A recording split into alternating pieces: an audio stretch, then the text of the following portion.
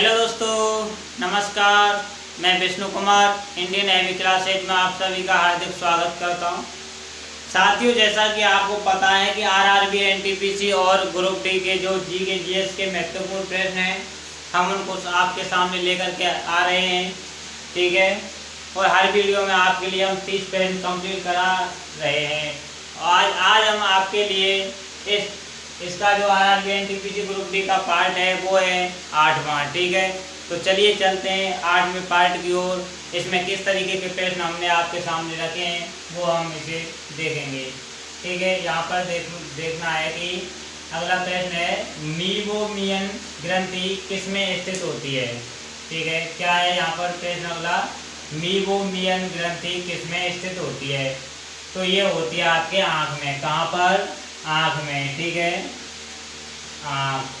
Answer क्या हो जाएगा?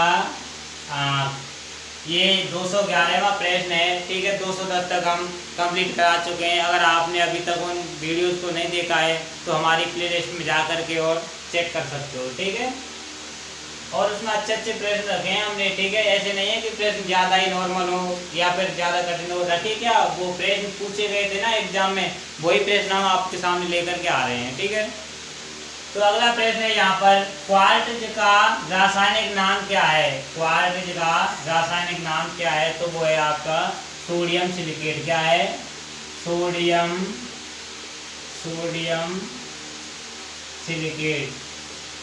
सोडियम सिलिकेट आंसर हो जाएगा सोडियम सिलिकेट। ठीक है, फिर अगला प्रश्न था कि शिव कुमार शर्मा किसके प्रसिद्ध वादक हैं। तो वो है आपके संतूर के। किसके?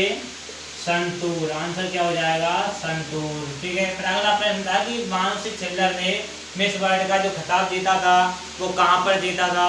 यहाँ पर स्थान पूछा गया, तो कहाँ पर जीता था? चीन में। ठीक है, आंसर हो जाएगा आपका चीन। एक अगला प्रश्न है यहाँ पर, अभी अभी पैदा हुए बच्चे की श्वसन दर कितनी होती है। यानी कि जो हाल ही में पैदा होते हैं ना बच्चे, जैसे कि पैदा होते ही उनकी श्वसन दर कितनी होती है। तो वो होती है प्रति मिनट 32 बार। ठीक है, कितनी? ये होती है प्रति मिनट 32 बार। ठीक है, प्रति मिनट 32 बार।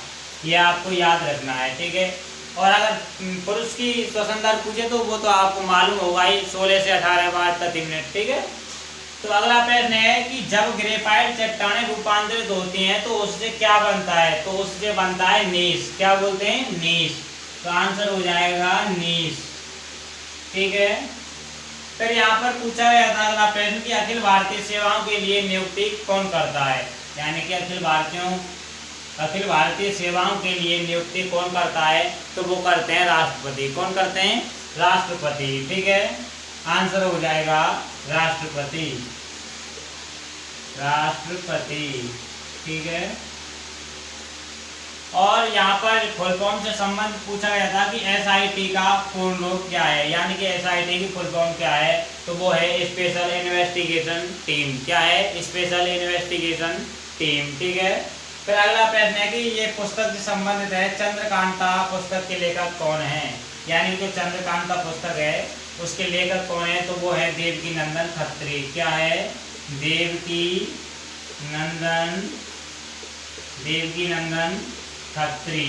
ठीक है, तो पुस्तक आप भाई इम्पोर्टेंट जो बुक हैं उनके लेखक आप याद रख लेना, क्योंकि आने वाले एग्जाम के लिए बहुत ही इम्पोर्टेंट होने वाले हैं। क्योंकि हर एक एग्जाम में एक ना एक दो प्रश्न पूछता है। ठीक है, अगला प्रश्न है कि टेप रिकॉर्डर ध्वनियों को किस रूप में रिकॉर्ड करता है। यानी जो टेप रिकॉर्डर होता है वो ध्वनियों को किस रूप में रिकॉर्ड करता है। तो वो करता है चुंबकीय ऊर्जा के रूप में। ठीक है, किसके रूप में?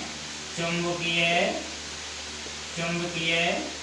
ऊर्जा के रूप में। ठीक है, चुंबकीय ऊर्जा। तो चलिए चलते हैं अगले प्रश्नों की ओर। तो अगला प्रश्न आपके सामने है। प्रश्न है उपभोक्ता संरक्षण अधिनियम किस वर्ष में पारित हुआ। यह प्रश्न कई बार देखने को मिला है, तो इसलिए आप इसको याद रखिएगा। ये पारित हुआ था 1986 में। कब? 1986 में। ठीक है, तो ये आपको याद रखना है। अगला प्रश्न था फुल फॉर्म से संबंधित था कि एनजीटी का पूर्ण रूप क्या है। एनजीटी का पूर्ण रूप क्या है, तो वो है नेशनल ग्रीन ट्रिब्यूनल। क्या है? National green tribunal. फिर अगला प्रश्न पूछा गया था कि सर्वप्रथम भारत में पैसेंजर ट्रेन कहाँ पर चलाई गई थी, तो वो चलाई गई थी बॉम्बे से ठाणे के मध्य। कहाँ पर? बॉम्बे से ठाणे के मध्य। ठीक है, कब चलाई गई थी? आपको सन भी याद रखना है कि 1853 में। कब?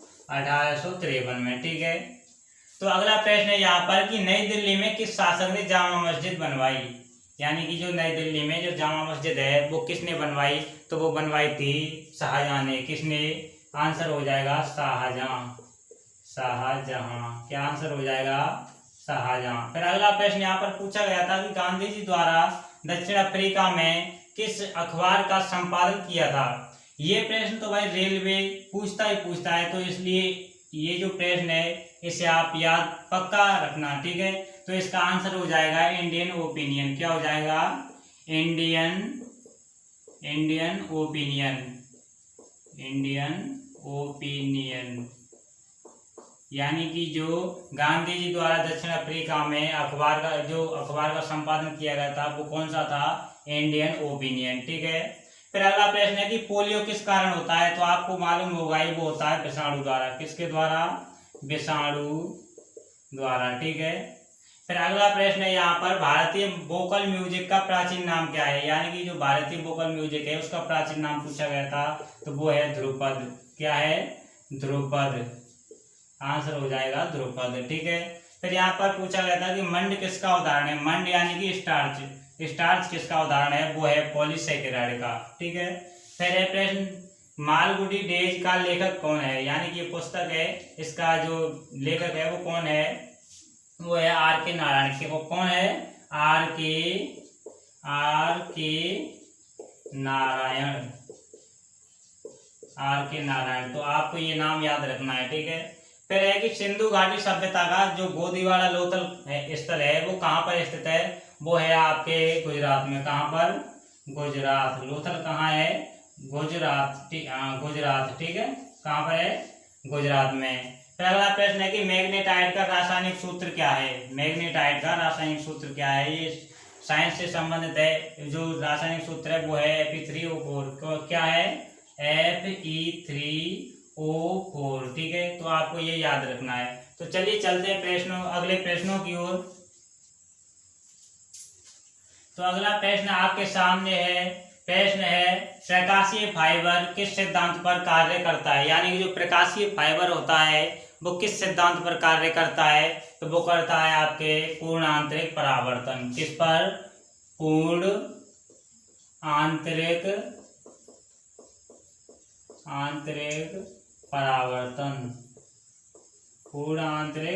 परावर्तन। ठीक है, तो आपको ये याद रखना है। अगला प्रश्न है कि पीली क्रांति किससे संबंधित है, तो वो है सरसों से। किससे? सरसों से। फिर अगला प्रश्न है कि क्यूरी किसकी इकाई है। यानी कि जो क्यूरी होती है वो किसकी इकाई होती है, वो होती है रेडियोधर्मिता की। किसकी?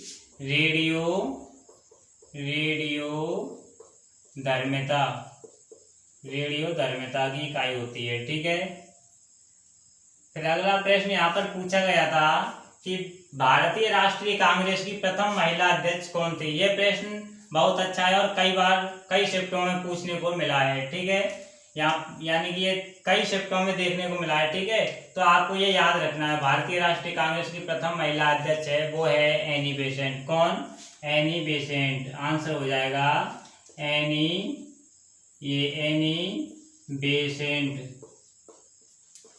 बेसेंट। ठीक है, तो आपको ये याद रखना है।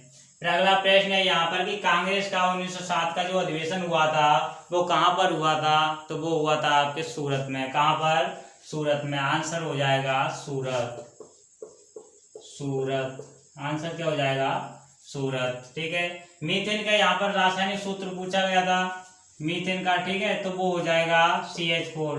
क्या हो जाएगा? CH4। ठीक है, फिर अगला प्रश्न है कि HTTP की फुल फॉर्म क्या है। यानी जो HTTP ये कंप्यूटर से संबंधित है कि HTTP की फुल फॉर्म क्या है, तो वो हो जाएगी हाइपर टेक्स्ट ट्रांसफर प्रोटोकॉल। क्या हो जाएगी, यहाँ पर मैं लिख रहा हूँ हाइपर टेक्स्ट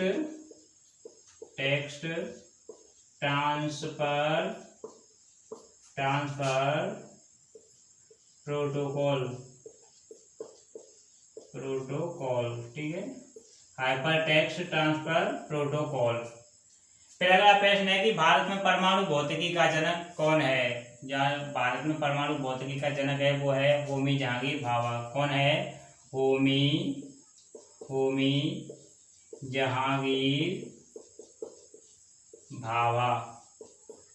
जहांगीर भाभा, ठीक है। फिर अगला प्रश्न है कि नोबेल पुरस्कार कौन सा देश देता है, यानी जो नोबेल पुरस्कार बांटता है ना वो कौन सा देश देता है, तो वो है स्वीडन। क्या है, स्वीडन। आंसर हो जाएगा स्वीडन, ठीक है। तो आंसर क्या हो जाएगा, स्वीडन।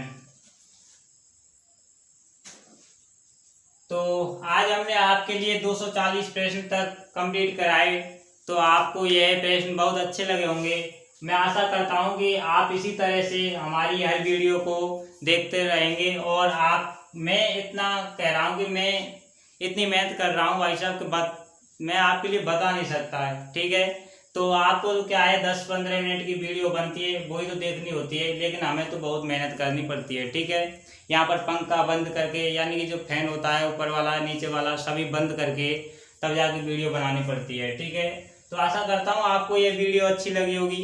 अगर वीडियो अच्छी लगी हो तो प्लीज़ इसे लाइक करना, कमेंट करना और ज़्यादा से ज़्यादा शेयर करना। Thank you, best of luck.